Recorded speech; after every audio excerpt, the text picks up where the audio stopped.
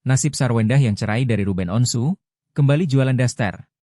Usai bercerai dari Ruben Onsu, penyanyi Sarwendah langsung tancap gas mengembangkan karir. Sarwendah tak hanya fokus di dunia hiburan, tapi juga menjadi pengusaha, dengan membuat gurita bisnis dari berbagai jenis. Kini Sarwendah kembali mengeluarkan katalog baru di bidang fashion, ia kembali jualan daster yang sempat terhenti 7 tahun lalu. Wanita yang akrab disapa Wenda itu merasa bisnis atau jualan daster menjanjikan, terlebih pakaian itu sempat viral di media sosial. Ya aku dulu kan sempat identik sama daster.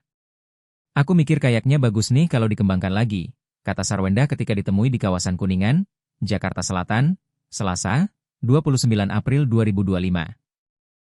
Wenda mengakui ia suka menggunakan daster sejak dulu setelah menikah dengan Ruben Onsu. Hal itu juga disukai oleh ibundanya selama beraktivitas di rumah.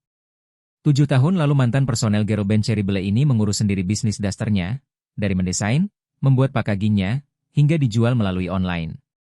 Tapi kini Sarwendah tan bekerja sama demi menciptakan manajemen yang baik agar usaha dasternya semakin besar.